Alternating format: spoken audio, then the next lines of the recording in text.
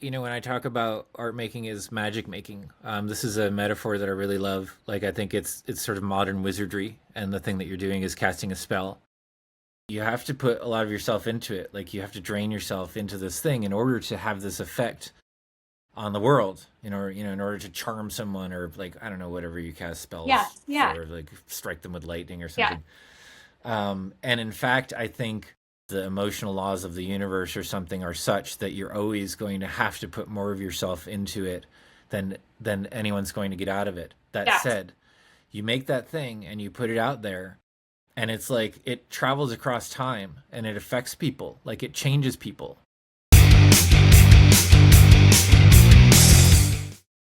Boom. Okay, I see you record on both of our little Yes, icons over here. I can We have a see it. chat over to the side, all that kind of stuff. I don't know if you have that. Uh-uh. Okay, I'm not going to worry about it right now because Okay. we don't really care. Hey, JV. How's it going? Good. Um, so part of this is going to be like learning for me because, like, yeah. So I met you when you were, I think, kind of like fresh off the bus. You had Yes. blonde hair that was in Yeah. like giant wavy, like white blonde, not just like blonde, but like yeah. And I've talked to you for years. Yes. Um, but there's like giant holes, probably even in what you know about me too. I'm sure. So so here, what I want to do is start from the start. Where were you born? Where'd you grow up? Just like Okay. I grew up in a really small town called Hannibal, Missouri, which is the town where a lot of those Mark Twain books take place. yeah, I was gonna say that sounds really familiar. Yeah. Yeah, so that's where like the Tom Sawyer and Huck Finn books all take place. So it's considered like they call it America's hometown. So it is interesting because it is a very small town, but because of that being sort of a lot of the, I guess, a lot of what the economy relies on in that town is sort of like tourists coming in and spending money there. So it is interesting because although it's a very small town in a very rural area, it also has kind of a good arts in the town. Like there's definitely like a focus on the arts within the town. So that definitely sparked something in me when I was young. So you had what kinds of things did you do? What kind of exposure did you have? Summer camps, like what? I mean, I guess just seeing art in the town. Like we have a Norman Rockwell museum in my hometown, which is like, Of course. a huge deal, which is cool. I think just also that sort of knowing, not that Mark Twain was from there, but knowing that these stories came from there and sort of spread all throughout, I guess maybe gives you a little bit of that sense that there's something bigger that you can achieve even while in a very small town. And I it seems so definitely, ironic given like how you've evolved into like, yeah, punk rock and pink eyebrows and things like yes, that. But yeah, go on. very much. I mean, I definitely, when I go back to my hometown, people there don't even recognize me, which is totally fine by me. But yeah, so I actually, from the age of 3, started dance training. So I was very much immersed in that form of art as a child. I spent pretty much every single day after school from 4 o'clock until 8 at the dance studio. I spent my weekends going to dance competitions and different dance conventions. Did you seek that out? Because I think you just said you started at age 3. Was that something that you were like, I want to dance? And your parents were like, okay. I think that probably my mom just put me in it at that age because she used to be a dancer as well. So I think I kind of just got stuck into it. But that being said, I think I really thrived in that sort of environment. I mean, I'm a very physical person in general. I also played a lot of sports when I was a kid, but dance was the thing that I was actually best at. So that was the thing I kind of leaned into the most. What else did you play?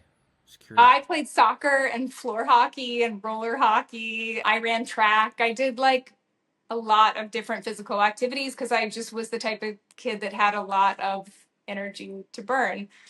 Yeah, but once I really sunk into the dance world, I also think that was a good way to show me that there was a whole other world out there. Like going to on the weekends, I'd go to St. Louis for like a dance competition and get to see like an actual city, or I'd go to Chicago and do some sort of convention where you would just see I don't know, people that to me seemed really immersed in a creative world, just a different creative world than I'm in now. What kind of dance did you do? I did all kinds growing up. As I got older, I was not super interested in ballet because it was so strict. Yeah, I think like if you do ballet, you kind of just got to do that. Yeah, and I did not do that. Like I never did the on point anything like that. So basically, by the time I was like around a teenager, I was more into jazz dance and hip hop. So I did mostly those two forms of dance. Yeah. And so is that's your primary creative expression as a youth and as a teenager, or Yes. did you do other stuff? Were you doing photography? Were you making films? Were you nothing? I was watching a lot of films. I Yeah, think yeah. also from growing up in a small town, definitely movies were my portal to a different place and a different time. And that is probably the thing that I feel most creatively motivated by still to this day.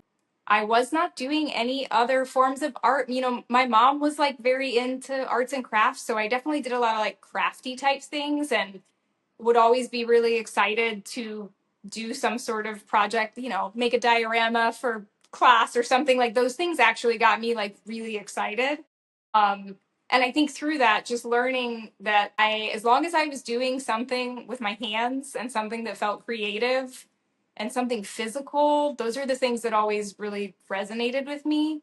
And how does that like, so then I meet you in New York, and how old were you then? You were somewhere between like 19 and 24. Yeah. So when I was 17, I moved to Las Vegas. So I moved from Missouri to Las Vegas. I got a dance scholarship to go to college out there. So I studied at UNLV. I got a degree in psychology that I'll never actually use. And then as soon as I finished school out there, I basically moved to New York at 22, which would have been in 2007.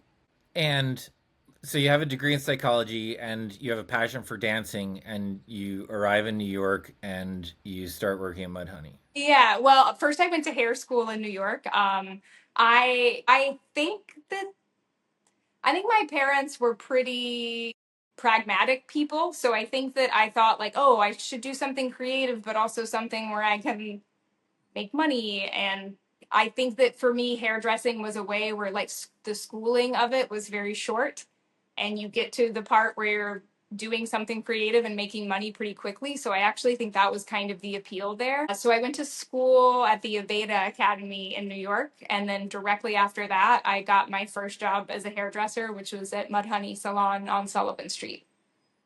Mudhoney seems like, knowing you now and of course knowing you then, it seems completely logical that's where you'd show up. And I'll throw some pictures in here of what Mudhoney looked like Yes. for the viewers. Yeah, yeah. But uh was did that make sense to you at the time, or would you have been just as well in, I don't know, some other salon? With like how intentional was that for you to go there? Very intentional.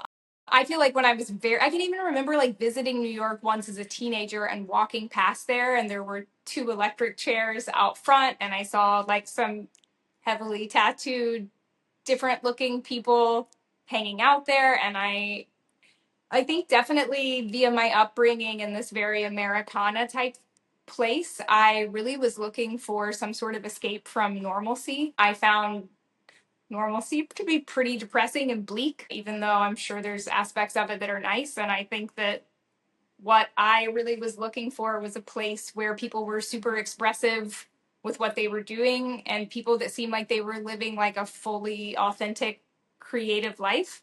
And I think that was the appeal of going to Mudhoney. Yeah, and luckily my old boss, Michael Matula, took a chance on me because I was like 22 years old, could barely even speak to adults. I was so shy and so nervous. But landing there really was it was the perfect place for me. It really And you was. didn't have to start by like sweeping floors or anything because you had that.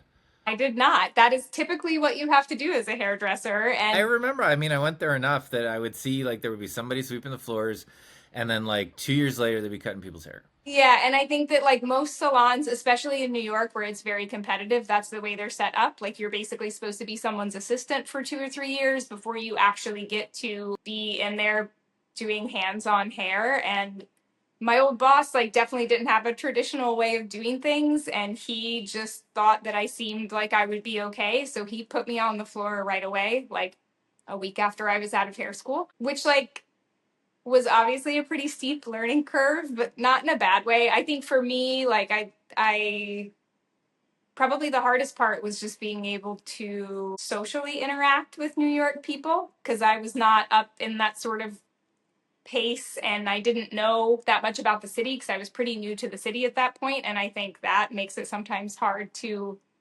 have really nice conversations with people when they're like, "Oh, have you been to this thing?" It's like, I don't know what that is. I've never been there. I don't know. I don't even know where I'm at half the time. Like, I was so lost my first few years in New York. I remember first arriving and that feeling. Like I have to remember it intellectually now because I'm so comfortable these Yeah. days, even though I don't live there anymore. But like the feeling of coming out of a subway and being like, it's almost like you're dizzy. You know, it's like Yes. which way, which Yeah, way. and it was pre-smartphone, which like I'm actually very thankful for, because like I think I learned I can get anywhere in the city now, no problem at all. But I think that's because I got lost so many times without a smartphone. It forced me to learn how to navigate the city in a more like directional way and not relying on some device to help guide me around. But I got fucking lost so many times. I take the bus and have no idea where the fuck I was going. And then when I get out, I just be like asking people for directions, which looking back, it's really fun to think about. But yeah, I was definitely really young, really naive, probably pretty sweet and innocent when I first got here. Although I was coming off being in Las Vegas, yeah, I still felt very kind of just like a little out of step those first few years in New York until I got caught up. Hmm. So that was that period of time. That was like how many? That was like 15-ish years, maybe more. At Mudhoney, I was there for 15 years. Yeah, I was. And I know like you lived a life, a lot of things that happened, but in terms of like what you were doing, was that enough for you? Like doing a crazy haircut here and there and having like because I know you had just regular people come in and be like just a little off the sides, Yeah, yeah. please, or a trim or something like that. I mean, I think that it was at first. I think when I still felt really like when hairdressing was still new to me and it felt really challenging, I kind of think that it almost was more fulfilling for me then, even though like when I fucked something up, the low felt very low and I felt like I don't know what I'm doing. But I also think that that's when I was fully engaged in being a hairdresser, because it was like a puzzle I'm trying to figure out. Yeah, yeah.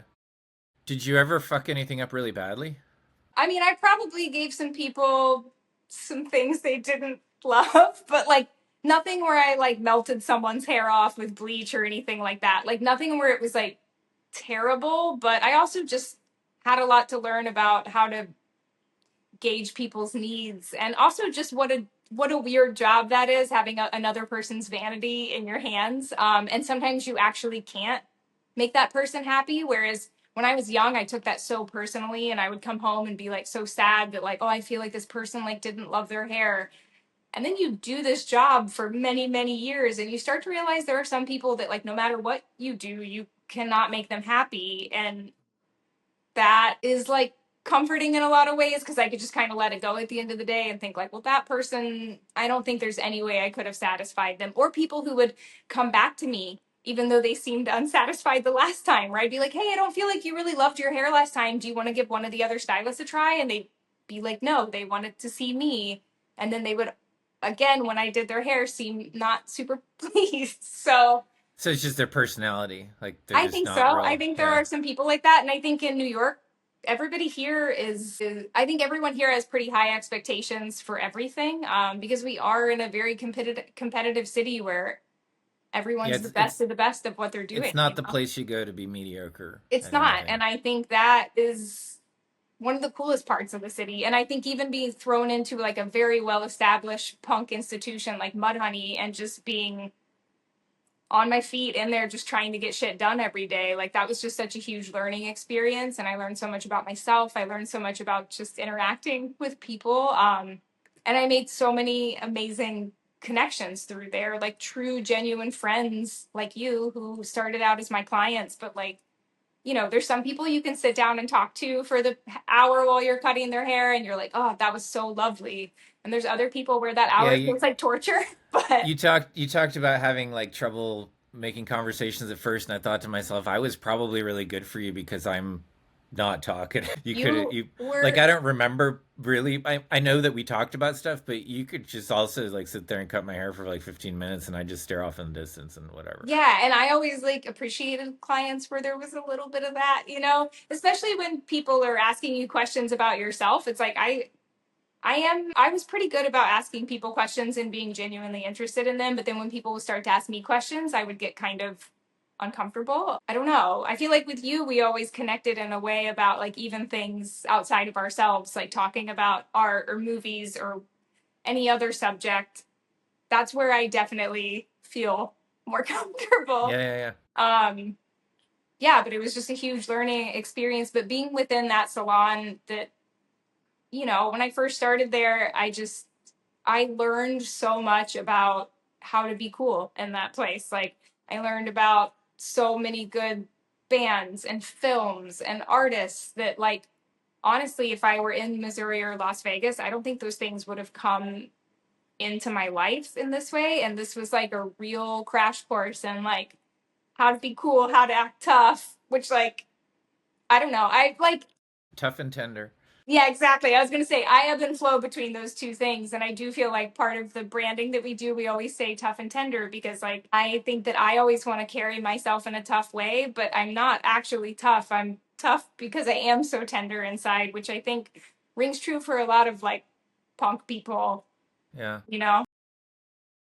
So I mean, you talk about Mudhoney being very punk, and I know that's a lot of your aesthetic, but you also talk about like learning to be cool there. How much of that plays, and like the like crazy, almost haunted house like decorations there, and the full sleeve tattooed people, which you didn't have when I first met you. How much of that do you think shaped your aesthetic now? Like if you'd stayed in Las Vegas, would you be doing different jewelry like the other timeline you like how Yeah. different do you think that'd be, or do you think you'd kind of end up the same?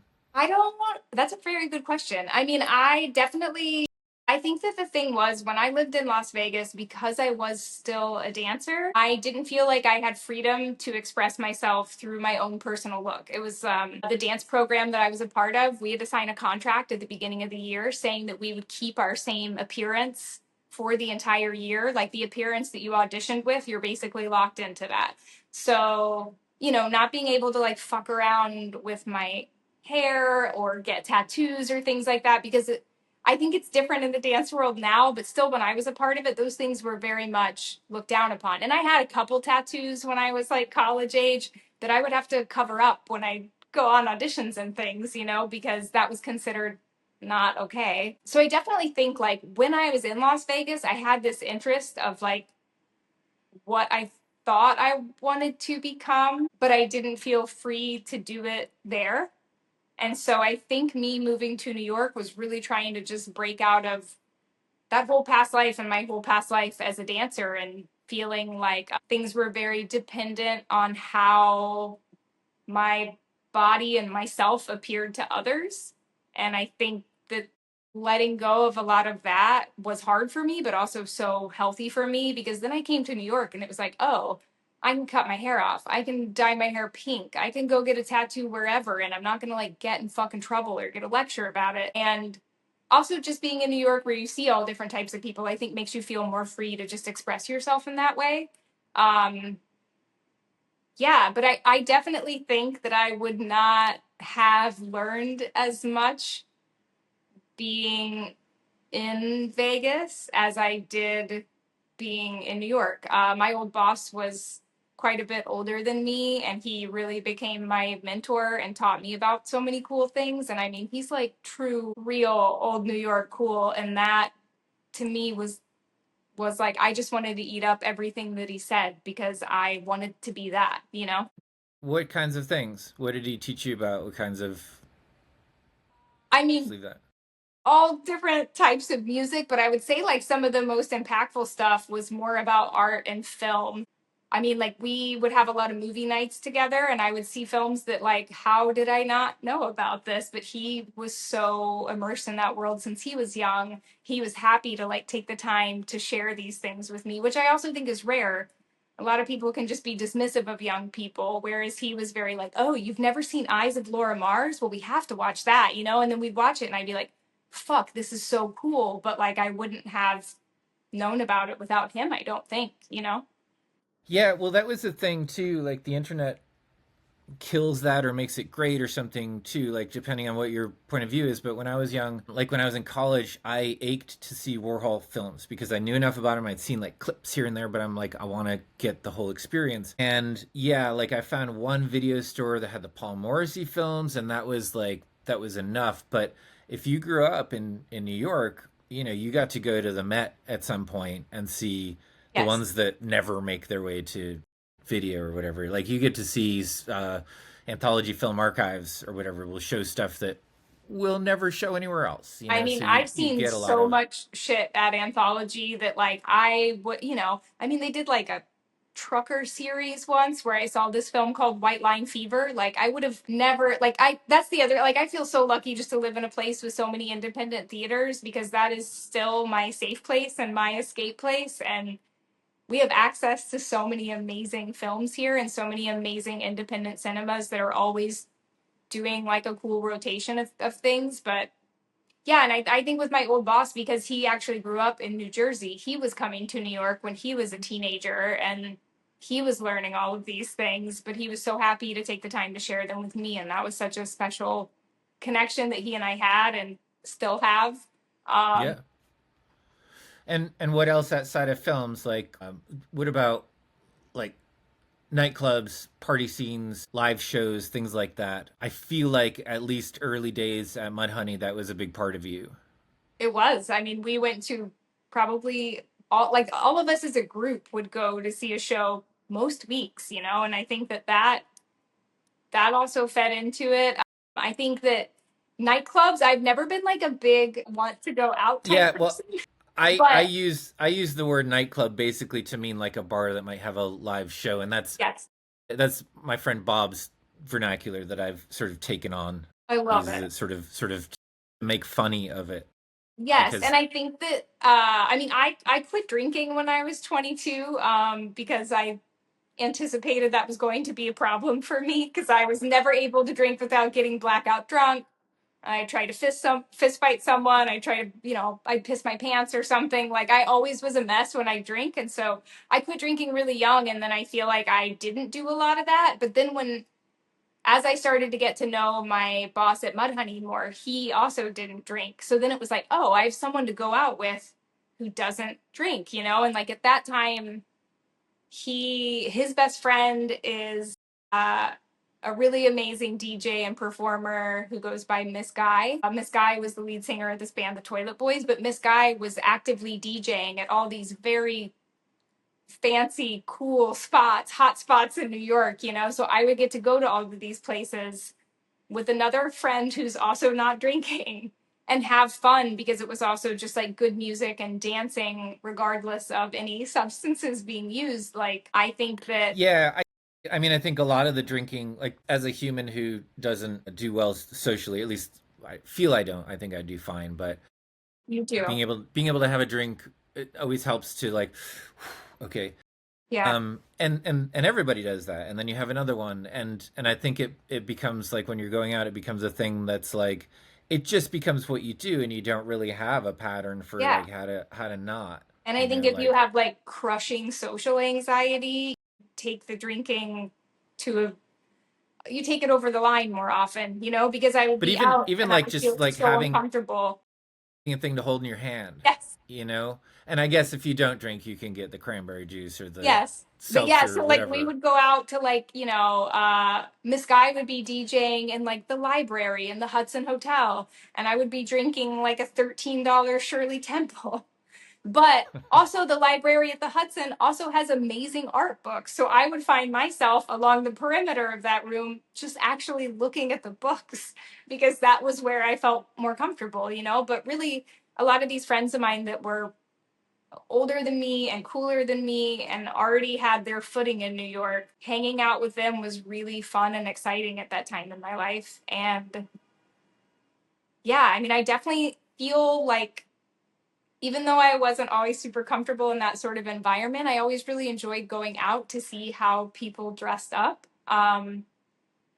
Which again, sort of that expression through the way that you look, I think is maybe it sounds shallow, but sort of the foundation of how a lot of my connections were made. Like I spent an entire year of my life basically in Cherie Curry drag because I love the Runaways so much that I just wanted to be her. I didn't know who the fuck I was, so I was just like just dress in full on Cherie Curry every day.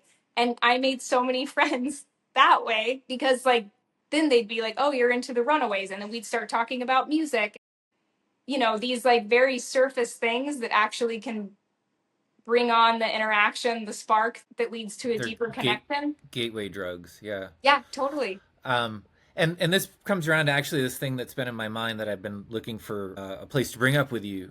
And this is a perfect segue. So right before we met up here, I was sitting here with some time to kill, and I went to Yeah. your Instagram, Yeah. and you do a great job on Instagram.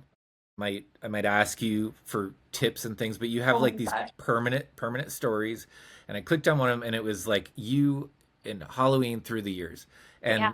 and your ducky outfit was like, oh my god, that's amazing. But it occurs to me both with what you're doing as like your chosen personal expression, what you're doing when I met you, the way that I've seen your look change, like over the years coming to you to sit in your chair. Like sometimes I'd walk in and be like, where's Johnny? Yeah. Like I got that a lot. Clients I'd would be walk right like past. look right at you and be like that's not, yeah. So I feel like from an external observer, there's a part of your, let's say your artwork that is or your persona or personality or just you that is performative. Absolutely. But you're also not, you're also crippling social anxiety and things like that. So I don't know. Like, what do you feel about that? I mean, I think that there is a tricky balance between that, right? I think not always feeling comfortable as myself led me to wear a lot of basically costumes in my life. Which I mean, being in the dance world, I was very used to wearing costumes, and like I worked as at a dinner theater as a teenager. Like I was very comfortable. I probably felt my most comfortable when I was not being myself, and so I think that that led me to also just experiment with the way that I looked to an extreme level, probably, or my mom would say to a very extreme level. But I do think there is part of that. I think there's part of like the punk subculture, but also like queer culture, where you the way you present yourself is really signaling to other people what you're into. And I think that that has been an important part of still what I do. So I understand that from let's say queer and other erotic subcultures. How do you read that in punk? How are you showing what you're into? Like, I don't disagree with you. I'm just curious. Yeah, I think that like the way that Do you mean like being goth versus uh industrial? No, you explain. Go on. well, I think that yeah, I guess I wouldn't say that I'm classic punk because I definitely probably when people see me from the outside at this point probably perceive me as more gothy because of the long black hair. But wait, I lost my train of thought. How are you signaling what you're into? And I guess that's the part of it, is like what you're into. What can you be into? Yeah, I think that with I guess the way that you present yourself, like when I was saying wearing the Cherie Curry things, like I connected with people in that way. But even I'm like a total vintage t-shirt fiend. So I have all these very rare vintage t-shirts and I will notice the different types of conversations depending on what t-shirt I'm wearing. I make a lot of connections that way too, like talking about music or a movie with someone. I think that too, the way that chains play a part in that and sort of, I guess, sort of signaling to other people that I think that when I don't have my chains on, I do not feel as tough, which is so silly to say that. But like, I genuinely think that they help me. I put them on, I feel tougher, and I'm ready to go out in the world and actually talk to people, which has always been a challenge for me. It's like your armor. It is. And I mean, we use that term on like on the website that we say is everyday armor because I do feel like I am so soft inside that I need a little protection when I go out into the world. And a lot of that has to do with the way I dress, the things I put on my body, my tattoos. You know, you almost think, I think when I was younger, I thought, oh, I'm going to do all these things to myself to make people stop talking to me and get the fuck away from me. But actually, it just draws the right type of people to you, you know, and people that you can have more genuine connections with.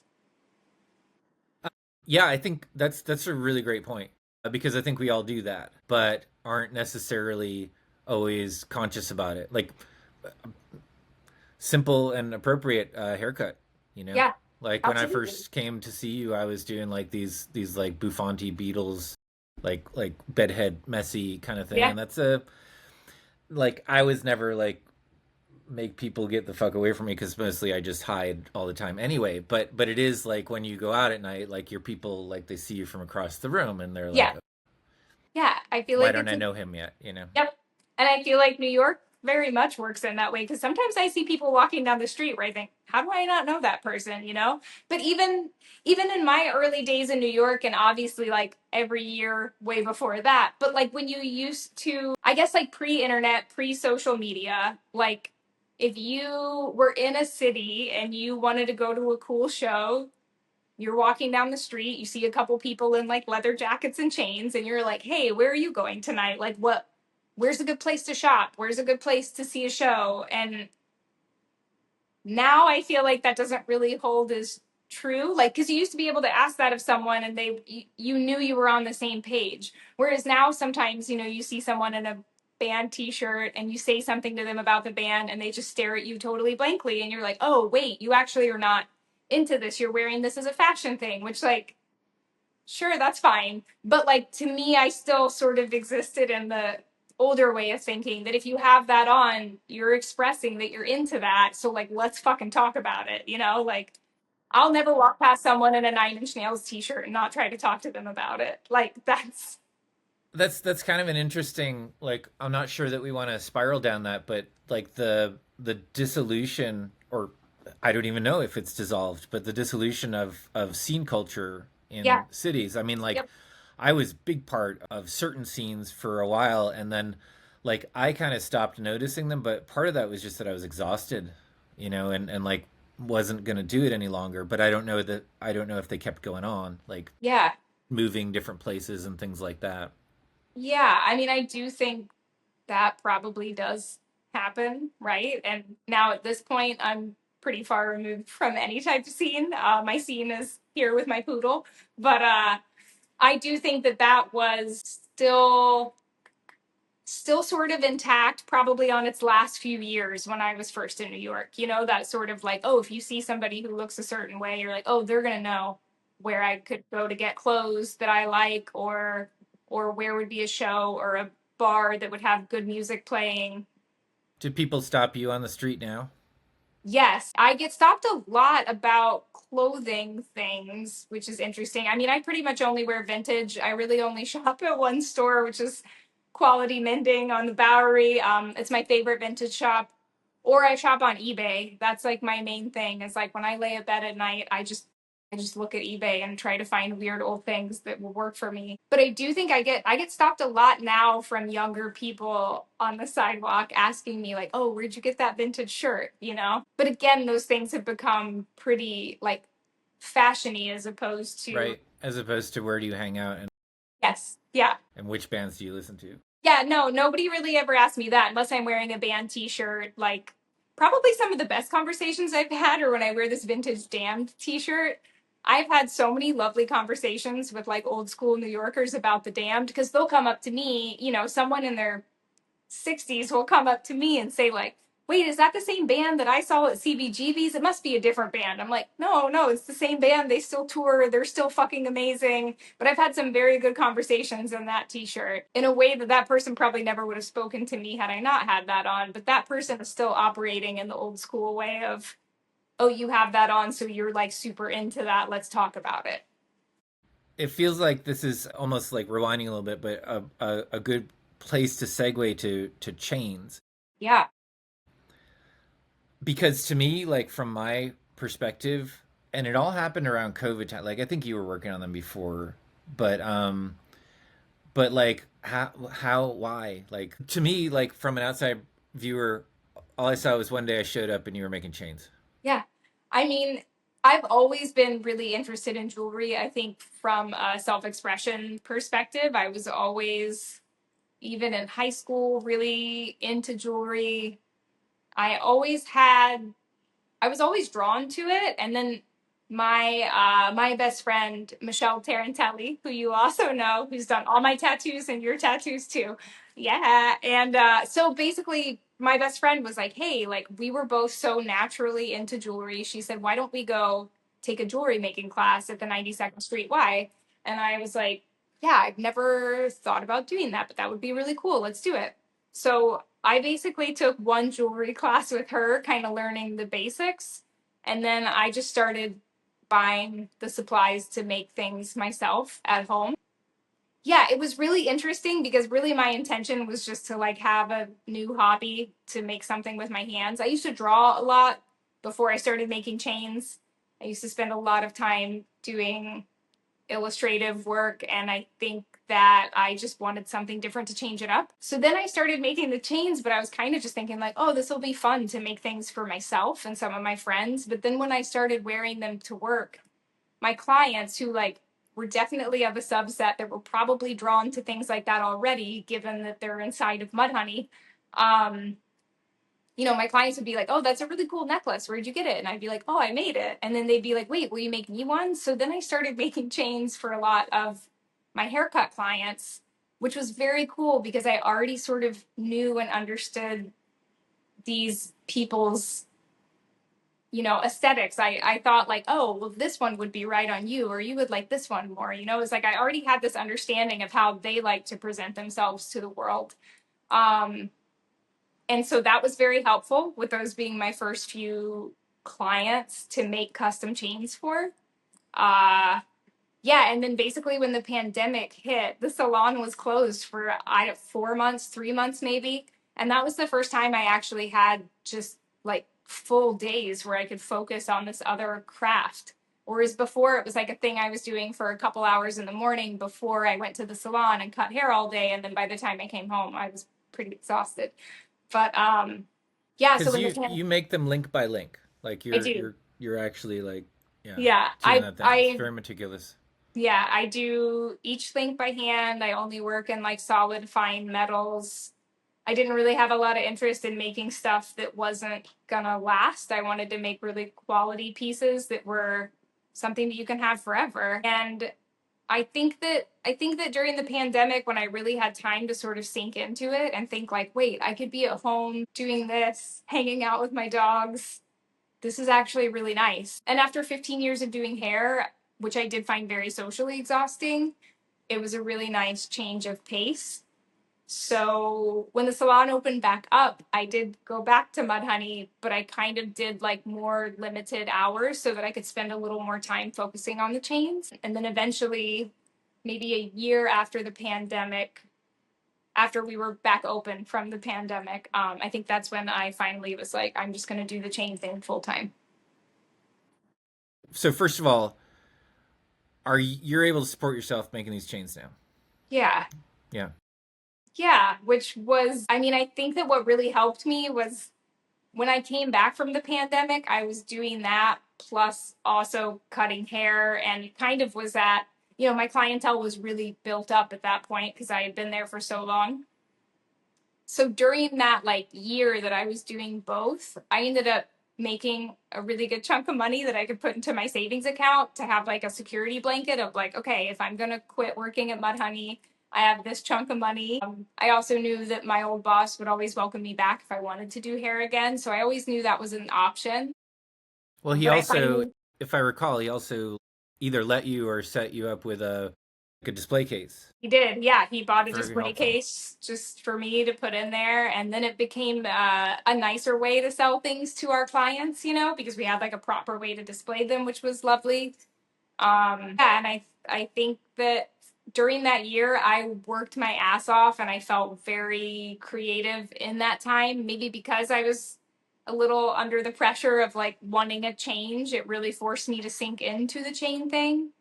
And yeah, because I had saved up money, I felt totally comfortable just taking a chance and trying to do it full time. Is there like are there days or was there a point where ever this is like a fear of mine always where going into the office and doing your thing switches from being like oh my god I can't imagine anything better to like oh crap more of this. Yeah. I think that when it changed from a hobby to a business, I had a lot of anxiety about that because I thought, wait, then if this is my job, am I going to stop loving it? Because it's not my escape from anything anymore. It's just what I have to focus on. Thus far, that has not really rung true because I think I've definitely just been doing things my own way, which it's really nice to have that freedom to do it, even though sometimes it's also daunting. Um, I have had very few moments where this has ever felt like a real job. And that is the feeling I'm always looking for is not having a real job and just doing something that feels fully creative. And what like are there moments are there like elastic stretch and then snap kind of moments um where the thing has grown like so on your Instagram and you've talked to me about it I don't really actually know how it happened but you wind up placing stuff in an ad with Nike like how does that even happen? Yeah, well, I will tell you that this year has been the best year of my business after last year being the worst. Like 2024, I felt pretty creatively low. I lost one of my little dogs, which was devastating and heartbreaking. And I think it was hard to come back from that. Also, I mean, like when it comes to financial things, like I definitely ebb and flow with that, where it's like sometimes I don't get anything for a couple months and I start to really freak out. And I think I had a few of those stretches in 2024. And when your overhead is as high as mine, because I'm buying actual solid silver and gold, I would have months where I'd be like, this is so dumb. I've spent so much more than I've made this month. Like, what the fuck is wrong with me? And I really had like a fucked up low creative year in 2024 where I was doubting myself. I was doubting. I mean, when people are like, do you ever feel like you do the same thing every day? I'm like, no, literally, I make little fucking circles all day long. That's all I do, which like part of me loves that repetitiveness, but there is a when I'm in a fucked up moment, I can look at what I'm doing and think this is the stupidest thing anybody has ever tried to make a business out of. Especially when you're doing every single link by hand, because it's like, really, how many can I make in a week?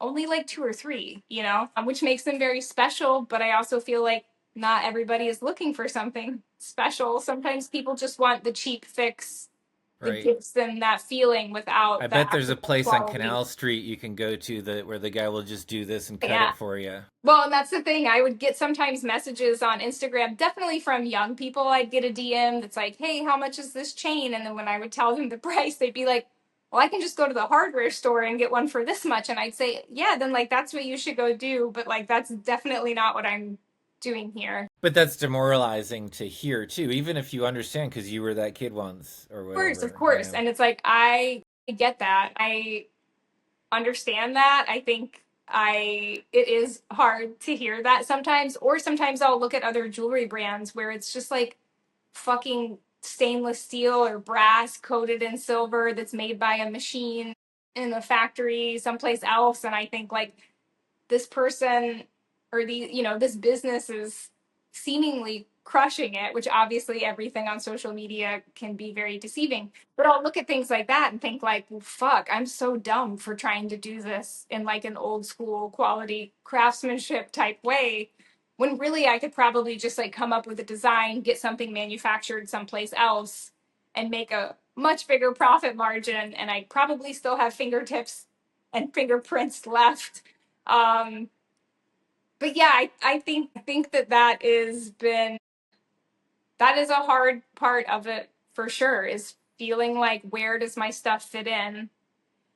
Basically, like, one of the first stylists that I ever worked with was this person named Bill Mullen, who is amazing and who has styled everybody fucking cool. Like, probably in the early days, probably like when I was working at Mudhoney and looking at a lot of fashion magazines, I would notice his name because he was always styling these very cool musicians and artists. And I always admired his work, and he actually ended up being the first stylist that ever reached out to me and asked if he could use my chains. And he was doing a campaign for Lee denim, and I was so excited because I thought he was so cool, and I thought his work was so cool, and he used all the same references that I was familiar with in a way where I felt really comfortable being like, yeah, come over and take whatever you want, use it however you want. Even though that was like a whole new experience for me, I felt really comfortable having it be with Bill the first time. And then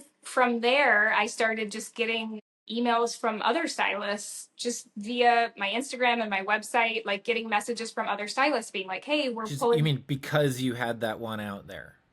I I think maybe from that, but also just from trying to curate an Instagram page that showed my work.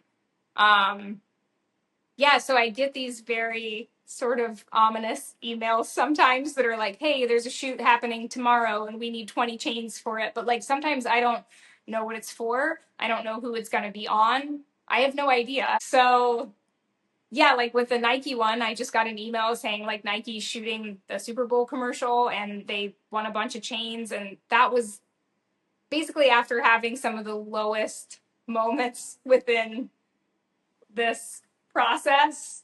That was a big turning point for me. So first of all, just out of curiosity, did you get paid for that, or are you just allowed to place and say Yeah, it? I just got placement for it. I did not get paid for that. That feels standard. Yep, But it is. I'm sure the, you know. the other thing is like, so you're doing everything soup to nuts. Like you're managing your Instagram, you're fielding random questions from Yes. kids who might prefer to go to Canal Street and buy a chain. Yes, I know, and I'll let you talk about it. You have a design partner, I do. but that's pretty much the only help that you have. Like you source your materials, you like go find somebody that can sell you silver. You have everything on your table behind you where you Yes, where you make it, everything's there. and then you make the things. You do the photography, you do the marketing, you do the outreach. Like The first Okay, so my creative partner is also my life partner, which is very helpful because I don't feel like I have to go into depth explaining all of my references because, he and I are so aligned on the things that we like. It's sort of like having someone a little bit inside my head who can understand what I want. I still don't own a computer, so I have no idea how sort of the whole graphic design world works. So even if I had an idea, I wouldn't know how to execute it. The thought of pulling someone in from the outside and trying to explain it to them felt like very daunting. So I asked my partner to come up with the logo and the branding for it, and like first go at it, he sent me something. Yeah, he sent me some of the graphics and they were just so perfect. Yeah, so it's been really fun working with him in a creative way. The first time when we first did my very first website, which was a big turning point because that felt like having an actual business, I guess. We actually shot everything just in our loft, like on a piece of acrylic on top of our dog's crate. Like it was very makeshift the way we did the first website. But I needed technological help since I do not have a computer. So I actually this wonderful person, Sophia, who had bought a chain from me maybe a few months before. They were a senior at Pratt at that time. So I reached out to Sophia and said, like, hey, would you be down to help me build out a website, and they were so excited to do it. And now, at this point, now I also have a different product photographer who's helped me make things look a lot more professional and polished, named Fred Galloway, who's amazing. But yeah, I mean, like, those people are pulled in at different parts. For the most part, it's just me and my partner. He's who I talk everything through with creatively, which is, it's really lovely to have a partner in art and life, and not have to really separate those two too much. Yeah. Yeah. And I also like I understand just from conversations with you that like you've well, let's say the thing that sticks out in my mind, you had like an opportunity to do an art show. And Yes. I'll let you talk about that because I have a vision in my head, but it's like third hand information that I probably changed in my memory. But like clearly this is jewelry. Like you can drape people with it. You can like people can use it for all sorts of things. How do you navigate that path? Because you've got somebody calling you up being like, let's modify this so it's more of an object. Yes. I mean, I do think I've always wanted to place the chains in a more art context, as opposed, as more like wearable art as opposed to the cheap thing you buy on St. Mark's. And I think that has helped me think about it in a very different way. Whereas like my very much like I have a core collection of like classics, and those are the pieces that actually sell. But when I catch a little bit of time and headspace where I can actually make something that I want to make, I can make these really strange out there chains, which like maybe someone doesn't want to buy, but I think they work more in an artistic context. And I think that they work better for being used in an artistic context, like high fashion shoots and things like that. Yeah, I mean, I think that where I want to go from here is I definitely want to start to build things out more into like almost sculptural type things made out of chains, which I've done a few of those things like that. I want to move more in that direction. I also have a really deep interest in doing sort of like stage costumes for performers. I think that would be a really fun thing to get into that whole world with my work. Yeah. Yeah. Brings you right back to the performative thing. Yes. Yeah. And that's the thing. I think that growing up as a performer and having a lot of my life, like, I understand how it feels to be on stage in that way. So I feel like I can understand from the perspective of a performer how Would you important those items are. would you step outside of metal? If I ever would. I mean, I definitely think I'm very comfortable in the medium of metal. I would be open to it. I just don't know how to do anything else. Right. So maybe a collaboration. Yeah, and Do I would you be down to do that for sure. It's fun being able to pull in, like, we just shot our new campaign a couple days ago, and I get to pull in like one of my friends who's a photographer, one of my friends who's a videographer and does editing, and one of my friends who does modeling on the side. So it's really fun to basically anything I've done. It's just me creating things with my friends in a way that feels pretty loose and fun and makes it not feel like a serious job or task. And that's really important to me. do you have people or influences that you consider peers? And I sort of isolate that because I know that like the Runaways, the ACDCs, like all the art history, music history, rock and roll history, and film history, where people are wearing chains. Like scroll through your Instagram and find so many examples of that. Do you have like people in the real world that you're not that's not the real world. You know what I'm talking about? Like other jewelry designers, peers, somebody down the street that you're looking at or hanging out with. Yeah, I mean, as far as other jewelry makers, one jewelry maker who I have never met him, but I have met his daughter. But Alex Streeter was an old jewelry maker who used to have a shop in Soho, so like right around the corner from where I live now, and I've always really admired his work. He's someone I always look to who's like basically I think built a jewelry business, but everything's like, the craftsmanship is very important, the quality is very important, but he seems so authentically cool and true to his own perspective. He's like one of the very few jewelry brands that I look at and really feel inspired by. I also think actually one of my old haircut clients, Xana Bain, who is a leatherware designer, I feel very inspired seeing what she's done with her career.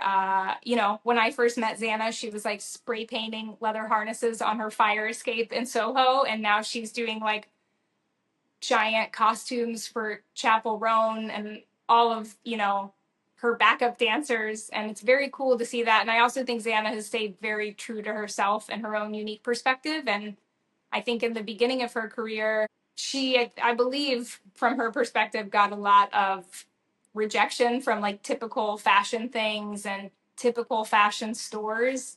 But she kind of just like stayed with her original vision. And now everybody has come around to see that what she's doing is so fucking cool and everybody wants it now. So I think she's one of the people that I look at and think like, well, she's always done it her way and it's worked out really well because now the projects that come to her are because of what she does, not her changing what she does to fit something else. And I think that's really important. And I think that's also when something can shift from feeling like something that you really creatively enjoy into a job when you have to change Yeah. what you actually want to do to make it more mainstream or more pleasing I to a was talking client. talking to this about this with Scott yesterday a little bit.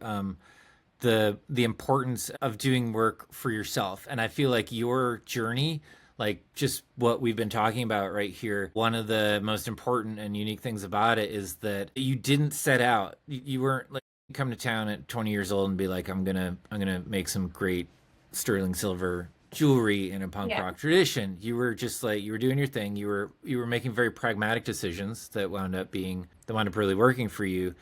And then, like you say, when you started doing this, you were doing it for yourself first. Yeah. And I think that's super important.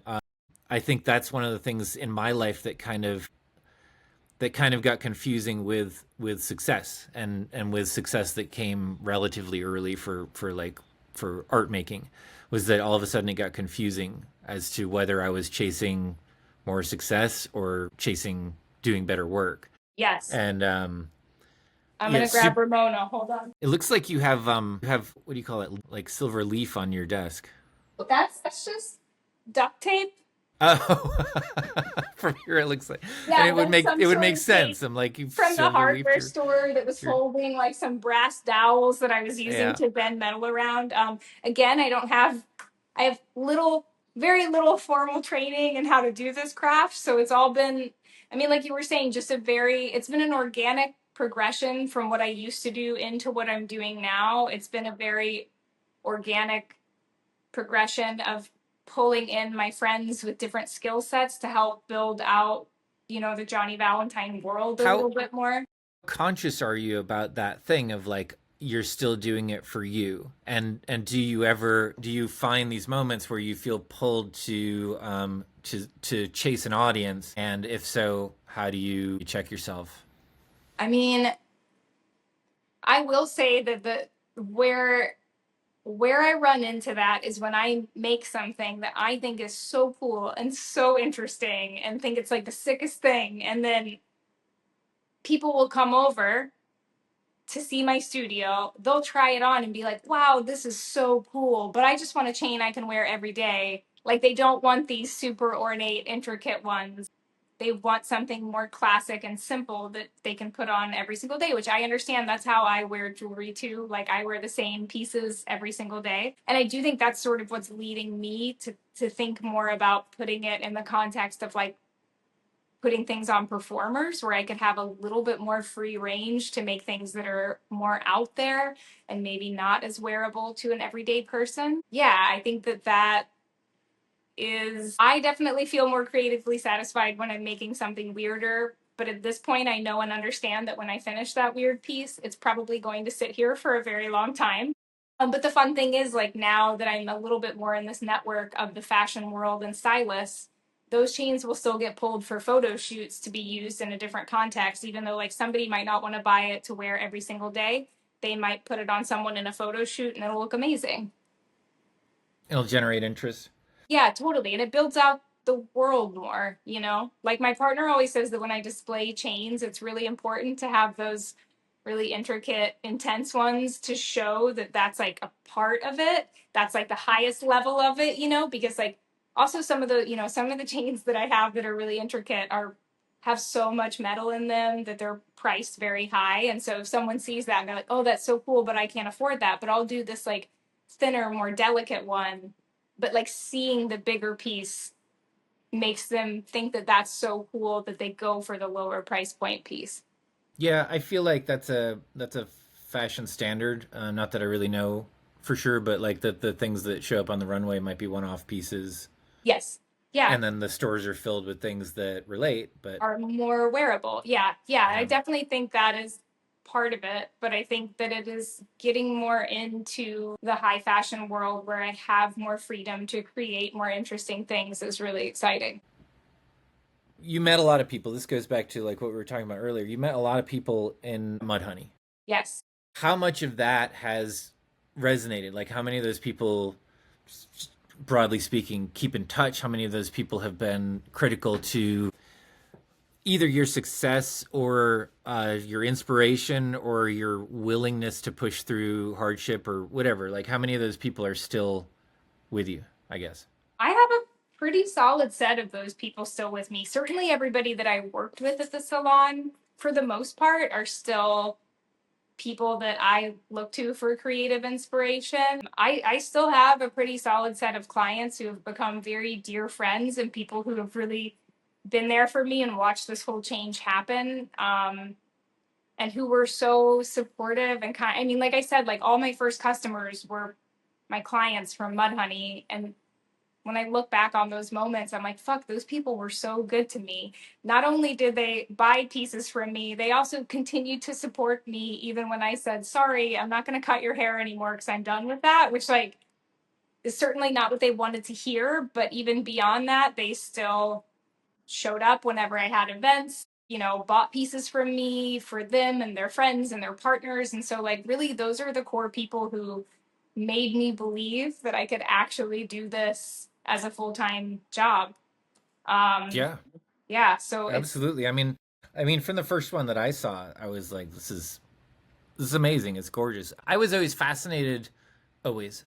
So I learned at some point that there are people who make chainmail for yeah, like for like modern reenactments or something, yes, and yes, there's no machine, there's no chainmail making machine. yes, So those people are mostly doing it the way, I mean, somebody might have figured out like a press or something to do, but those people are mostly doing what you did or what you yeah. do, and that's fascinating to me, It's, and yeah, when that's I saw fascinating to me when I too. saw your chains first, I was like, that's what it reminds me of, chainmail. Yeah, totally. And I think I'm very inspired by that.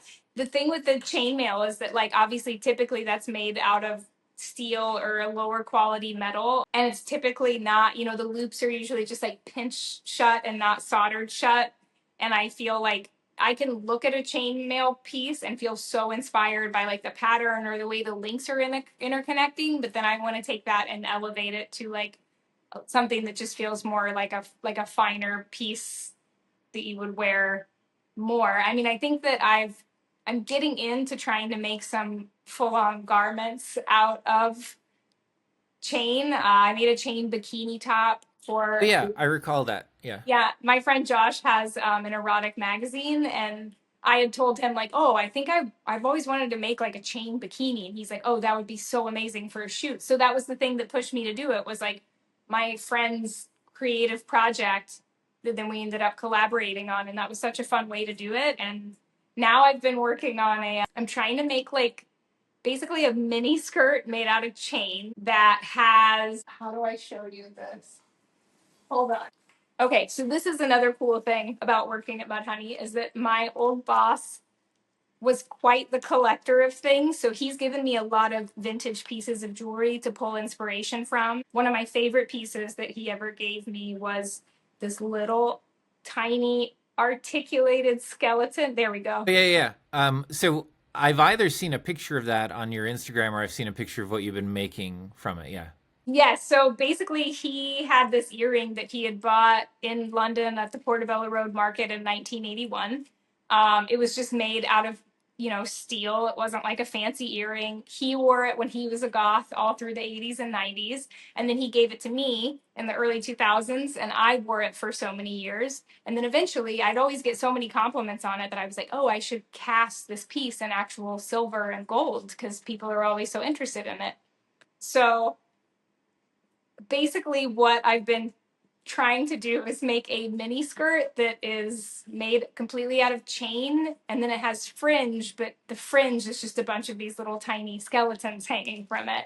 That's So that will be a insane. project that will take me, a year or Yeah, two, yeah. because I'm always working on it in between things. But like thinking about a million little skeletons instead of fringe makes me very excited. Uh-huh. And that's important to I don't know, to stay inspired, stay excited. Yes, yeah. Speaking of which, I sort of just wanted to ask you about like how did the relationship with your friend Teardrop happen?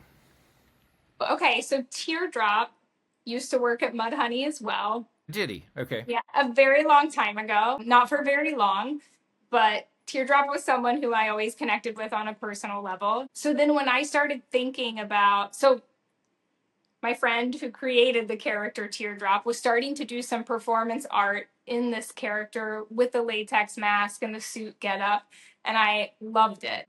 He basically when it came time for me to shoot like my first campaign and I started thinking about like who do I want to put chains on? I actually had such a hard time feeling like I wanted to put them on someone that was human, particularly like a very like pretty attractive modelly human. Like I that doesn't really interest me as much, and it didn't feel very like cinematic the way I want things to feel. So then I went to a performance that Teardrop did in the middle of the street one night, and I was like, it would be so cool if Teardrop modeled instead of a typical model. So I asked him if he'd be down, and then his partner, Louisa Opaleski, is a photographer. So then we asked Louisa if she would shoot it, and that became the funnest. I mean, Teardrop is fully my muse. Like every time I Yeah, make a piece, that's why I that's who asked I because you would, call. yeah, it's like that's who I would picture the pieces I was making. I'd be like always picturing them on him. Yeah, but it's been such a fun creative partnership in that way. Again, like pulling in friends with different skill sets to make something weird and fun, and always with a sense of levity. Like I never want to take any of this too seriously. I always want to have fun with it. Yeah, but Teardrop's been a big part of that, and it's been a really fun creative project. Do you have like a go bag and a bailout plan? Do you have like a worst case scenario? Uh, Do you no. have okay. You got no parachute. I would say this is so silly, but like I watched Flashdance so many times as a child that it actually is pretty fucked up that I actually ended up being a dancer slash like metal worker. But I think that that was pretty ingrained in me from childhood. Like that was my favorite It's your movie as a your kid. destiny and you knew it. I think that it was. So sometimes I think, what would I do if I didn't do this? And I think like maybe I would become a stripper. Maybe I would do an OnlyFans where I make chains topless. I don't know what I would do because I have such limited skill sets that I'm so sunk into. I guess Mhm. I could always go back and cut hair. That would be a nice option of something that's still creative, but I definitely feel like I would love to do something physical for my next phase in life, and I'm not sure what that would even mean besides Yeah, I dance. mean, do you think there's a next phase or is there can you imagine a thing that would make you be like fuck it, I'm quitting? I mean, I guess if I got to the point where I wasn't feeling creatively satisfied anymore, or even just inspired to want to make new things, like turning out the same pieces over and over again. Like there is something I like repetition, I like meticulous things. So there is something satisfying about that. But I think if I got to the point where that was all I was doing and I didn't have any time or headspace to make the chains that are weirder and more interesting and pulling inspiration from something else, I think that would be a turning point for me. Like if I got busy enough with just the classics that I just could only make those and that's all I had time for, that would be a challenge for me because I've really loved the new series I've started is Movies and Metal, where I've been taking some of my favorite films and trying to basically like I try to think about it like synesthesia through chains, like watching these films and thinking like how would this translate into a chain. And I think from being a dancer and turning music into movement, like my brain has this thing that it can do. So it's been really fun because that makes me feel like the Movies and Metal series makes me feel like I have infinite inspiration to pull from. Like, as I'm such a cinephile, I have so many films that I watch over and over and over again all day long while I'm working making chains. I just have movies on in the background, and it's like a lot of the times it's the same 40 movies over and over and over again because they're comforting and they're cozy, and I feel inspired by them. And I think that thinking about making more chains that are based on films makes me feel really excited because I really feel like the possibilities feel endless. That Mhm. being said, do I think those chains are going to sell? No, probably not. And I don't really think anybody, even if someone bought them, I don't think it would be because of it being based on the film. It would just be because it's something that they like the way it looks. So I think the goal more with those is to try to build up a pretty good series of them and then maybe do some sort of exhibition of those in a Well, gallery. I think with all artwork that kind of happens too. Like, I don't really have any concrete examples because I'm never really aware of why people love or like the things that I make, Yeah. but I am very aware that like I'll have an inspiration to do something, to make something, make a painting, a film, something like that. And I'm very aware that what people come to see and what they might fall in love with and what they take away from it is their own. Yeah. That like yeah, you're making these, and some people might know, like if I'm watching your Instagram and I see the was that Doom Generation or Yeah. whatever, Yeah.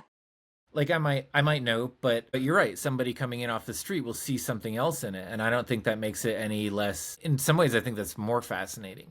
It is. I mean, with all art, that's such a fascinating thing of, you never want to be the person's sitting there explaining what your art's about, even though you want people to get that part of it. I don't know that that's even like the smartest move for selling something. Yeah, I feel like there was a movement, or there was a lot of a trend in the 70s ish about art making, and probably other times in history, Yeah. but wherein like the paragraph or the page explanation was kind of the artwork, and Yes. like it's immaterial whatever this pile of bricks out here is. And that's it's so uninteresting to me. Yeah, I need the thing to be beautiful, I even if I'm making it ugly beautiful. Like my Yeah. movies were so like I took, I was inspired by the Warhol stuff. I took Yeah. pains to make it look like, I just cut out the part where I fell down and broke the camera and then vomited on it. Yeah. Yeah. But that happened somewhere in the making of it. I love Like it it. was that trashy, but also like in developing that aesthetic, making it beautiful. Yeah. And that's important to me. I think that is to you too. I think It is. I always want to make, I mean, I don't know. Life is so weird and dark and fucked up, and everything feels heavy and dark and fucked up. To me, like making something that feels satisfying and beautiful is kind of the thing that gets me through the day, through the week, through the years. And I believe that that is, I mean, I believe that art is what makes life livable for everyone, even if you're not an artist, even if you're just, a person who appreciates it. And even if you just see it out in the world, I think that that's what makes life bearable and what gets us through the days. I don't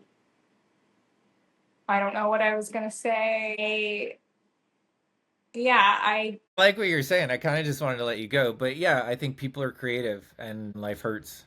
What we were saying the other night, nobody gets out alive.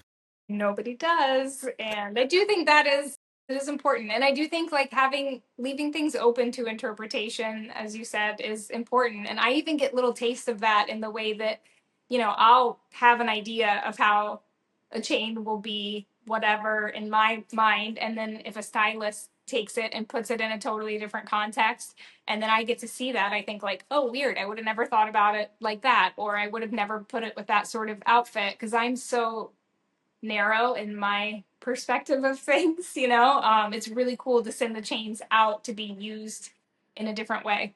Yeah, I totally agree. And you need that, like it's sort of the arc of the life of the work. You need that seed, which is the inspiration, which is the movie that you were watching. Yeah. And then even as you're making it, in my experience, when I'm making something, be it a movie, painting, something like that, as I'm making it, it rarely ever matches my vision. But also like you sort of flow with it. You're like, oh, those brush strokes aren't right, but damn, they look good. So Yeah. let's just not touch them. Yep. And then you put it out there, and like in my case, if it's a painting, like it might go into a group show with a curator's idea, and it gets put next to something else that recontextualizes it in a way that I didn't imagine, or some collector buys it and puts it over their fireplace, or I don't know what. And yeah, so it Yeah. has a life. I It has went a life to outside of you and what you intended it to be, which is can be really exciting to see. Like I made a chain that was based on not even on the entire movie because I haven't gotten to tackle that yet. But one of my favorite films is that Wim Wenders film, The American Friend, which is based on Patricia Highsmith's Ripley books. Like Talented Mr. Ripley is the one that everybody's seen. But in the Wim Wenders one, which is from the 70s, Dennis Hopper plays Ripley, and he's obviously amazing at it. But that film, like I made a chain thinking about all the twists and turns that Ripley takes, and I made this chain that was basically like a very thick, heavy chain with a more delicate chain kind of all interwoven between it. And I felt really satisfied because it felt like it expressed what I love about that character. And then it ended up in a K-pop video on someone in the band Blackpink, which like is so not how I was imagining that chain at all. But to see it in a K-pop video was such a fun surprise. how would you feel if someone bought a chain from you, especially let's say let's make it really dear, bought one of those one-off special pieces, Yeah, took it, broke it up, and made something else out of it? interesting. Yeah, that would probably hurt my heart. Yeah. What if you loved the thing that they made? Then maybe I think it was really cool. I don't know. That's such an interesting question. Yeah, I wonder how I would feel if that happened. I will say those one-off ones that I make, I have a little bit of a hard time I tried to letting make it them hard, go. I wanted it to be like, cause I feel the same thing. I went to see I went up to upstate New York.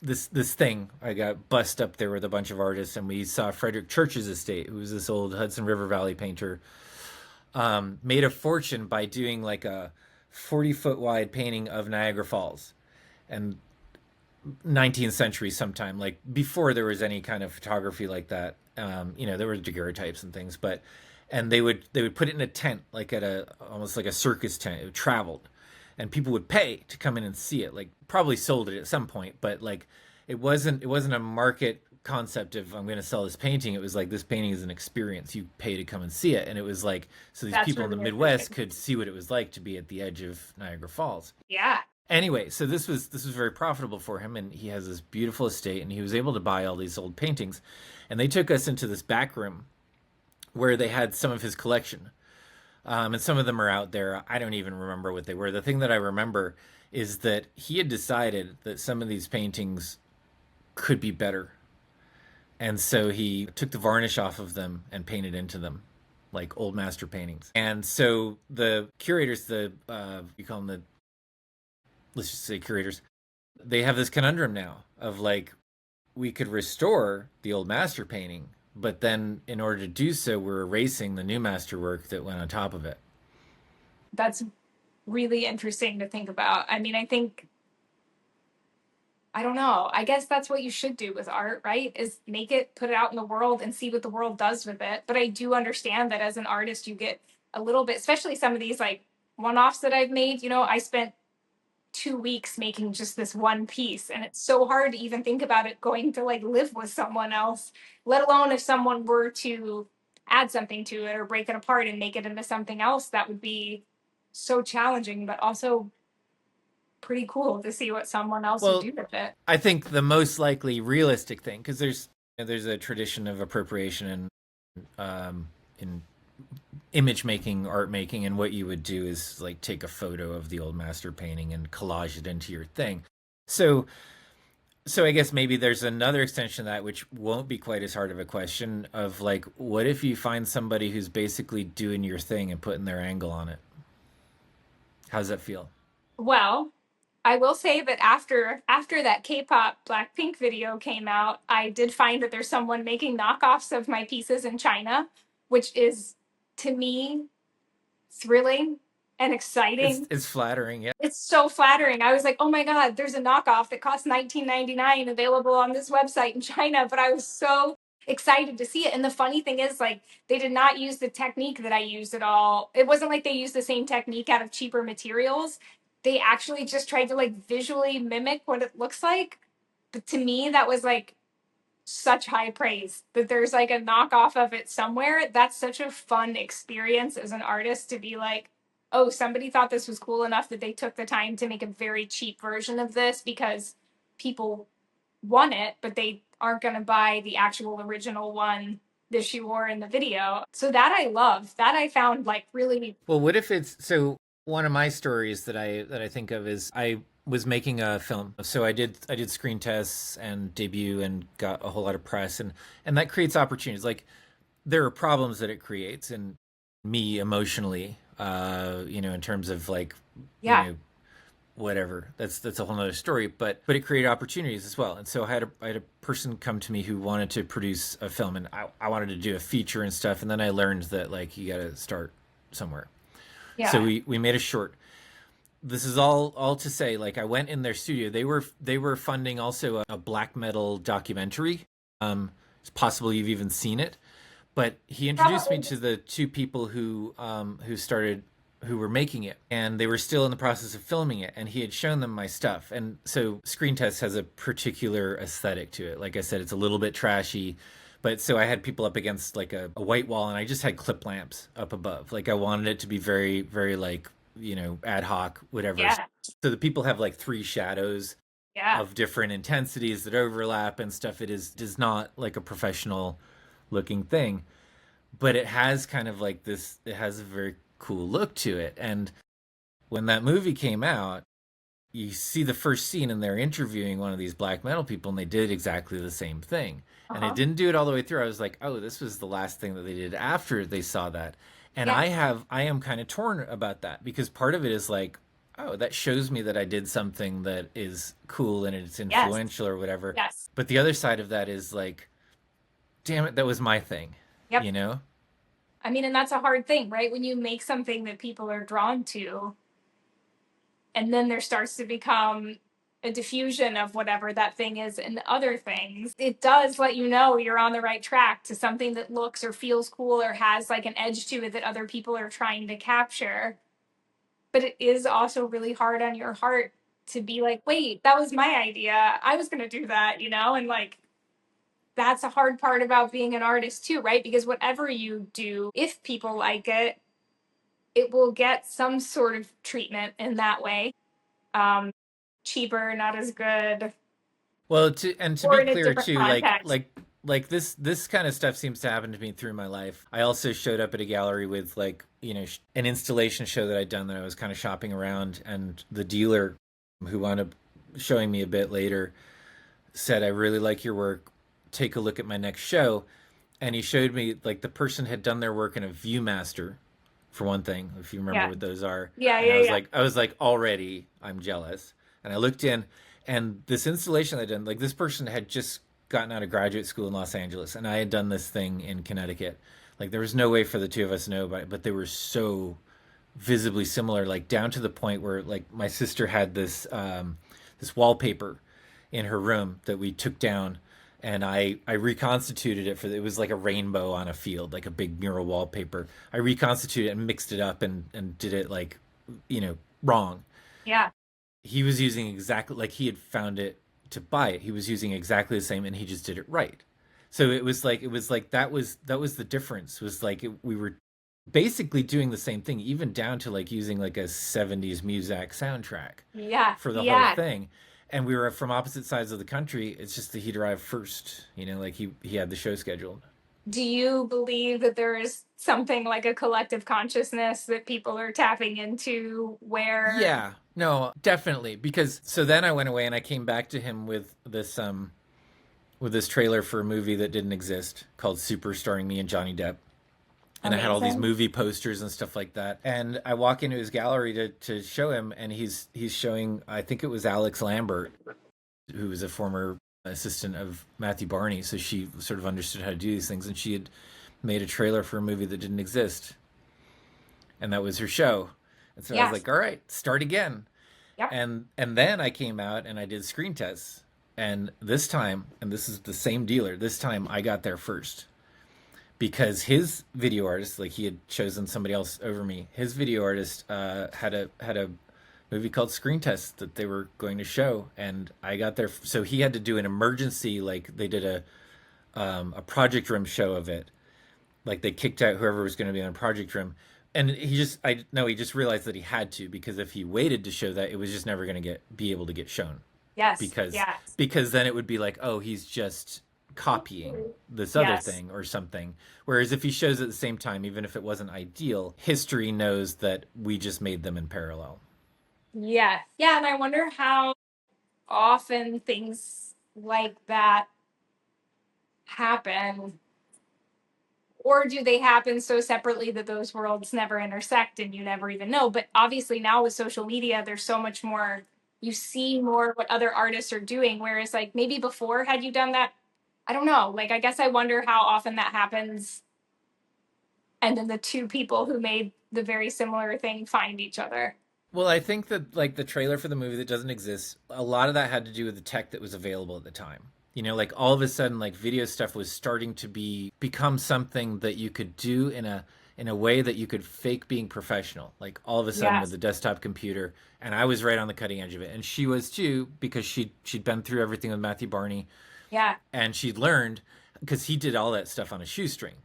You I know, so mean, she'd learned how to do it on a shoestring. You know, so some of that was just like what's available at the time, and what is the zeitgeist like, yeah. you know.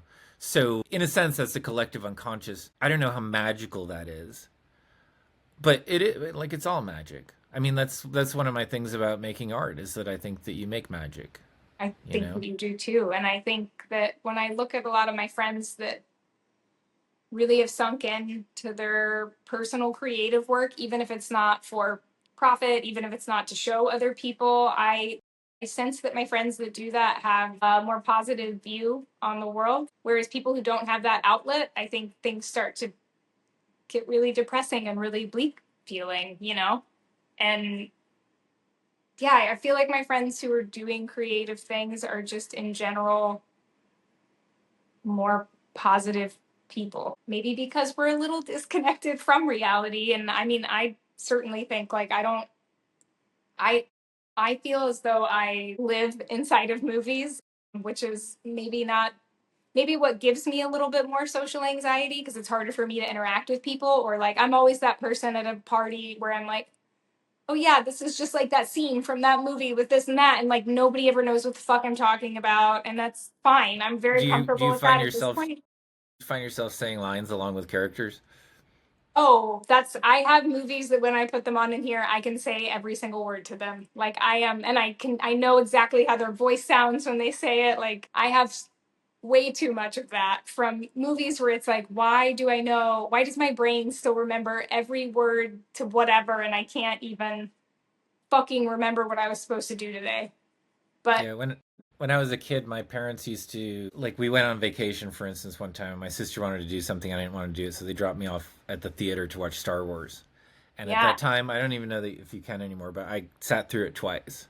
I love it. You know, and the thing is, I'd gone to see it so many times that I realized at some point that there were different prints out there with Yes, slightly different cuts, yeah.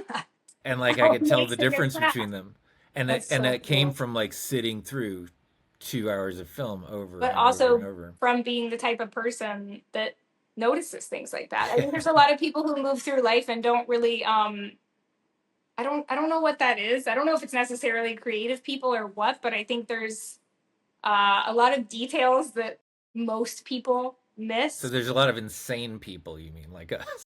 Yeah. And then there's a lot of people who like notice every little thing and say like, well, that isn't the way that was, or that doesn't line up with that. And I think Yeah. it's interesting that I don't know, like even like we just shot our new campaign a couple days ago and I'm like, oh, this something in this like annoys me, but then I'm like, oh, but like nobody else is gonna fucking notice that. Like Yeah. I'm just too inside of it. And also I'm a person that only looks at details. Even when I make a chain, the most helpful thing for me to do, like I get so focused on every little detail that I can't even see the big picture. And I start to think that everything that I'm making is a total piece of shit. So, usually at a certain point, especially if it's one of those one offs, like I'll make it and I'll put it away in a drawer for a week or two and not look at it. And then when I come back and pull it back out with a fresh set of eyes, I think, like, holy shit, I made this. This is so cool. Oh, but like when I was in it, I thought it was the stupidest, ugliest thing that anyone could ever make. I have found that like almost always as soon as I'm done with something, I can't stand it. I'm like, why did I even put time Yes. into that? Never. I need to do the next thing because I'm so ashamed of that or whatever. And then you face it against the wall or something like that. You come back later. Yeah, I went through some photographs that I had from an old hard drive one time recently, and I found a painting that I had no recollection making. And it But I came bet up you loved it. like I opened it up and I got that first feeling of like, when you see somebody else's work that you wish you'd done and you have this like jealousy of like, wish I'd done that. And I had that feeling when I looked at it. I was like, And it was your own work. and yeah, Oh, and then I that's looked great. for a moment and I was like, who would have done that? Oh, Yeah. that was me. Yeah. And that's the thing, like sometimes having your own work reflected back to you, even just in a different context or in a different way, can make you appreciate it more than when Yeah. you were just sitting with it for weeks and weeks staring at it. Yeah, it's good to have feedback too. I mean, do you have that built in with your guy? Yeah, Do you for have other sure. people who you put work in front of? Yeah, I mean, mostly him because I think, I mean, like, I was kind of always this kid, even in school, where like I didn't want, like, if the teacher was trying to like look at my paper over my shoulder, I felt shy and weird and awkward. And I think, especially creatively, because I don't think that I thought like creative things when I was younger. I didn't think that they were such a, I don't know how to phrase that, like a valid use of time or something, you know? Like, so especially with creative things, I felt very shy about them because I felt like I don't want someone to see this and know that I spent so many hours of my life focused on this little silly thing. So I think that I am the type of person that when I'm working on something, I kind of don't even want to show it to anyone until I think it's done. I think my partner gets glimpses of it because sometimes there's pieces of it on my desk and he'll inquire about it and we can talk about it. Or I'll show him if I figure out like an interesting pattern, like, oh, this is what I'm going to do, but like repeating this. And I do feel like I have a built in sounding board in that way and someone whose creative opinion I really respect and admire. And that is so helpful. And then I think beyond that point, then when I'm ready to sort of like put it a little further out into the world, that's when I feel like I more get that feedback from like the other creative people that I'm friends with, that I'm close with. And that is always the validation that I think matters most to me. Do you seek it out specifically, or do you like just put something on Instagram and wait to see what people say? Put something on Instagram, but there are, hold on, Ramona's barking in the other room. Sorry, poodle No worries. problems. So I do think there are, I have like just a handful of other people whose creative opinions I really like respect. And I think that those are definitely the people that when I finish something that I think is cool and I've had just a little moment to kind of reflect on it, I would just text it to some of those friends and be like, oh, this is the new thing I just made. And that is, their opinion matters so much to me. One of my favorite ones to get their opinion is my downstairs neighbor is an incredible, incredible painter named Trillian Lane. And so it's cool because also when I'm up here making stuff, she's also right below me making stuff, hearing me drop stuff and yell the word fuck a lot. But she's always one of my favorite people to share something new that I've made with because she is such an incredible artist in a totally different medium. And I think her feedback, I mean, she's a very positive person, which is always like motivating for me.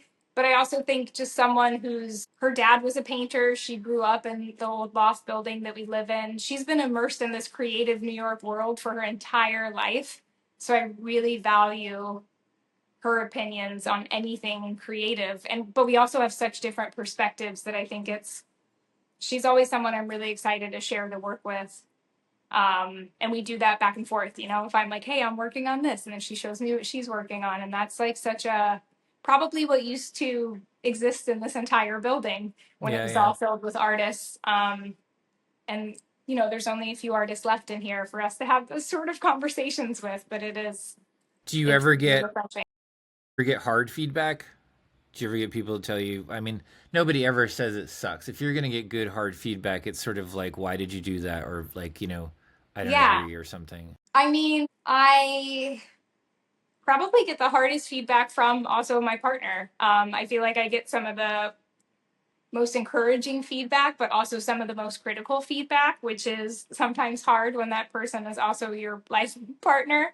But it's also really helpful because sometimes he'll say something to me about the way I did something, and in that moment, I'll be frustrated and think like he doesn't believe in me or something. And then a couple weeks later, I look back on it and I'm like, oh, fuck, he was right. He was the type of person that did the whole art school system, which Yeah, like I have no I think that's actual one of training the in that it's way. it's one of the only things that art school really does well. Yeah, It might be different for graphic design, but like as a yeah, painter, I bought like 3 inch thick books and learned like old master painting stuff, and I was like, why didn't I ever learn this in school? But the thing that it does teach you is sort of to have a thick skin, but also to be critical about everything that you look at, and be honest about your yes, to like to be able to find, instead of being like that sucks, to be able to say, hold on, it's not working because, like you got to have that because also. yes. And I So do think that art school system does really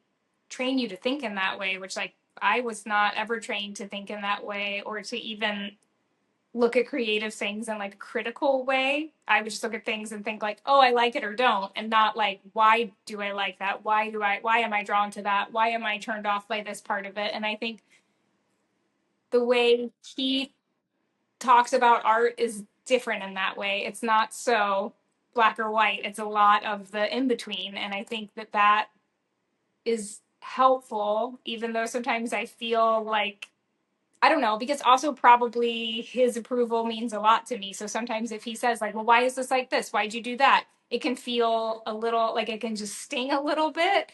But then in the long run, it also is so helpful because it's helping me grow as an yeah, artist and think helps you be about able things to more critically. articulate, to say like, well, I did this because, or if someone points out something, this isn't working because of that choice that you made, why did you make that choice?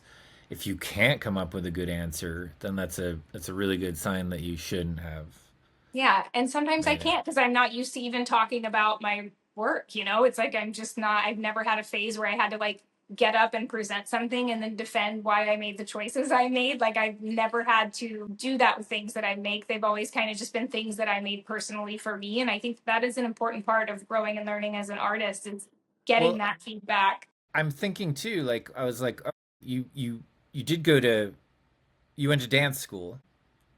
Yes, You but you did not, go to dance school, but it's not the same kind of process. So the the similar thing would be like if you went to playwright school or dance like what do you call it when you're the person that comes up with the dance yeah, like the kind of school? choreographers or, Yeah, choreography program or something like that. But like yes. you're almost like, as a dancer, I mean, it's a difficult craft. Like you got to be strong and But you're basically being directed into someone else's creative vision. It isn't right, usually right, of your choice. Usually you're wearing what someone else wants you, you're presenting yourself the way someone else wants you to look for their right. project. You're the brush, not the hand. Yep. And I still like that's probably why too maybe I'm like a little sensitive to criticism in that way too because I receive so much of that in the dance world that like my thing is to not question it, just correct it. Do you know what Right. Yeah, because when you're in that context, it's like you it's did that different. wrong, and it's you can't say no, I didn't, Yeah, because you you can't did. say, "Oh, I think it's cooler like this." It was like, "Okay, well then get the fuck out."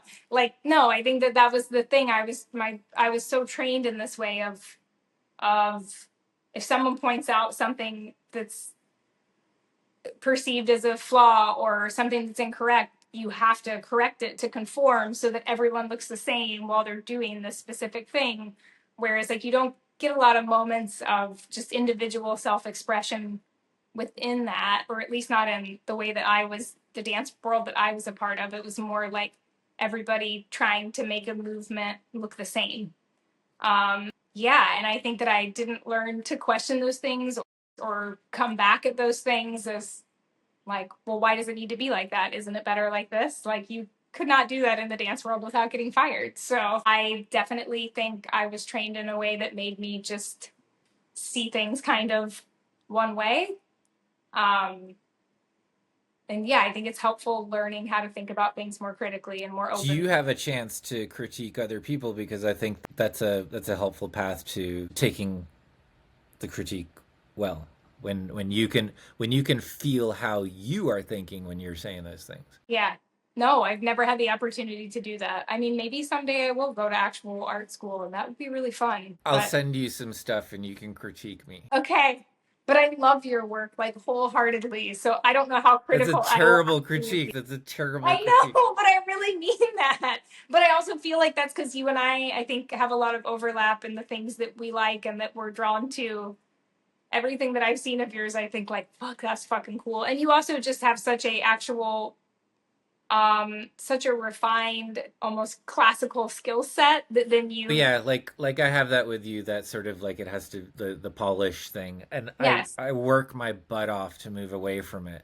Like I spent like a year or two here and there, like trying to make paintings with really thick brushes and messy paint, and what I get is a bunch of paintings I don't really like.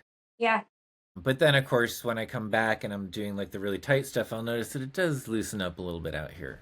yeah. So And I think that is an important part too. It's like I also, I think via my dance training, I'm pretty rigid in the way that I do things. And I think I don't always leave a lot of room for the messiness within that. And I think that that's also a part of growing and learning as an artist, is to learn to allow for some of that and balance that out with the perfection. if you had to do it all over again, if you had to do your whole path over again, what would you do different? And like totally open ended, even if you're like, well, I'd be an astronaut. I would say that I don't have a lot of regrets, but I wish that, okay, my parents are very kind people, and I think they very much encouraged creative activities, but they were also so logical about like the things you need to do to survive and be successful in life. And I think that certainly when I was younger, I made a lot of decisions out of that mindset, like I went to college because I thought that's just like what you're supposed to do. I didn't think I had an option not to do that. When I expressed not doing that to my parents, they were very against it because I think they have a very sort of, I don't know, traditional way of what defines success and what leads to success. So, one thing that I wish I would have done is at a younger age, first of all, believe more in my creative talents, whether that be dance or otherwise. But I think that, like, for me, I didn't even want to continue on being a dancer because I thought, well, I'm not going to make any money doing this. It's so much work and not enough coming back. Like, how am I going to survive in the world type thing? And I think that I wish I would have sort of just leaned into those things and not worried about the logical part of them as much. Sometimes I really wish that I would have started doing the chain thing a little bit younger when I'm like incapable of pulling an all nighter at this point. I need a lot of sleep. I feel like I can't focus for as long as I could when I was younger. Like when I was younger and I do a creative project, I could be awake for 2 days working on the same thing. And I can't do that anymore. So sometimes I wish I would have started this when I was a little younger and had a little bit more like energy to tackle things with. Yeah, but I think overall, I just kind of wish I would have made decisions more based on my gut feeling and not what Do I you think thought was you going to give do me you think you security in life. do you think you were capable of doing that?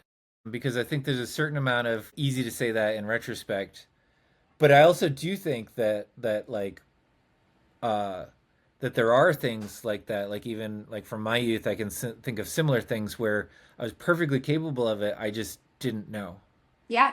and didn't maybe have, I was always filled with a lot of self-doubt and a lot of anxiety that made me not believe I could chase big dreams or something, you know? And I kind of wish I just would have believed in myself and more of my like base level feelings so that I could, I don't know, I kind of wish I would have explored the more creative parts of myself when I was younger. Same, I look back on school and I think, wait, why the fuck didn't I go to art school? And it's like, oh yeah, because I thought that wasn't like a logical thing to do. And certainly my parents would not have thought that was a logical thing to do. And I still like, that is another thing. Like every now and then I'm like, maybe I want to go back to art school just to kind of immerse myself in that way of thinking. I think would be wonderful for me at this point. But I think it's taken me to this point to have enough like confidence and self assurance that I could do something like that. Yeah. What would you do? Would you go back and do things differently? Yes. Um, so many things. Uh, I think one of the the biggest thing is don't stop. Don't Yeah. interrupt yourself. Yep. And I did that a few times in my life. Don't get off the bus. I heard someone talk about it that way. Like if you're on a bus and like you feel like you want to get off at the stop and maybe explore some other buses to other places or whatever, don't. Yeah. Don't get off it. Yeah. You'll figure it out. Just stay on the bus. And I got off the bus a few times, you know, Yeah. and it's those are the things now that and what does that mean? That means like I stopped doing sometimes the daily work, whether the daily work was my art making or whether Yeah. the daily work was the kind of like social upkeep of Yeah. like reporting to like my gallerist or other curators or other artists. And Yeah. you know, like I removed myself, and you know, some of that might come from depression or from self-doubt or from Yeah. like what the fuck am I doing, you know? Yeah. um but yeah, I let that get in the way, and whatever, it's no crime. Like I guess the flip side of that is like it's not over till you're dead, It's and not. even And then maybe it's not, who knows. But I think that like, you know, the intensity of the New York art world too is pretty daunting. And even I'm sure you felt a lot of this where it's like, oh, if you want to be in the mix, you need to be out at other things and trying to talk to people at other art things and like that stuff, like the whole networking aspect of it. I'm very bad at that. And I don't really, I want to be home with my partner and my dog at night. yeah, I don't, and my dealer had said to me at one time, the great thing about being an artist is that you don't have to go out to all these things, you don't have to be social. And I was like, tell me more. yeah, but You I know, don't feel like that's true. Do you? Like I feel like a lot of the people that I I see never getting did. work, I also see them out in like the New York social mix, you know. Like, I do think that there's a launch moment. I think that when you're young, it's important to be that person, to be out there, yes. to be doing that Yeah, stuff, because that's how you start. Like you got this in some ways, I think, through the salon. You absolutely. met people. I mean, it was like willy-nilly, but you know, you met some good people. That's an important point, and I think you can get to a escape velocity point there where you don't really need to, but that doesn't mean that you don't need to maintain your relationships with like I didn't, you know, we did this show and it was financially successful from my perspective. Like I made enough money off of it to justify not working for a year, Yeah. but I hadn't worked for the year before, so I was like, okay, I got paid. Yeah. But then like after that, like I ran into problems like emotionally, just like, you know, having to go out and find work, having to like, Yeah. you know, nobody gives a shit about this thing that you just did that you're so proud of and stuff. Yeah. And And that's so discouraging. it became really hard to continue like just plugging away, and also to keep the contact with my dealer. And yeah, and those things kind of they dissolve. Yeah. And it wouldn't, like in retrospect, it wouldn't have been that hard to maintain it. And I don't even mean maintain doing the work. I just mean maintain the social connections. Yeah. Like make up a story. Just be like, you know, I'm working hard. I'll have some shit for you next year. Yeah. You know. That stuff is hard, especially, I mean, we all go through emotional struggles and dark points in our life. And I think that Well, that is hard to push through and do those sorts of things while you're in. and this relates back to the early success too. Like that first show that I did. Yeah. New York Times review, like the Sadie Cole's dealer from London, like changes her flight so she can come see the stuff. You know, the galler's calling me up because David Byrne watched it twice through, and like just all this stuff Incredible. happening. I'm like, oh my god, this is so great. Yeah. And then the next show happens, and for reasons, and some of those reasons were very legit and had nothing to do with me or the quality of my work. People are like, all right, see ya. You know, I'll see what you do next time or something like that. Yep. And that's it's a very like, poof, It's pops a your balloon. really hard wave to ride. And I don't know, I think as an artist, your work is so interconnected, or it feels so interconnected to who you are as a person, that it's really hard to navigate those moments. Like the highs feel higher, but the lows feel like total absolute shit. And it's really hard for anybody outside of you and outside of your practice to know that. Yeah. And that goes for me looking at other people's work too. Like I go to galleries and I see shows and I'm like, this is great or this is shit or something like that. Yeah. But then I consciously have to become aware of like, this is their baby. Like this, they put their life into this. I Like know. I might not give a crap about it, but I may not even be talking to them, but still, like it means the same thing to them that mine does to me. 100%. And I think something that I really am drawn to, like, I think because because I like things that are really meticulous and repetitive, and I definitely have some of obsessive compulsive tendencies that I have really channeled into the chain stuff. It has actually helped my anxiety because I have a place to sort of put these things. I feel like I am personally drawn to work.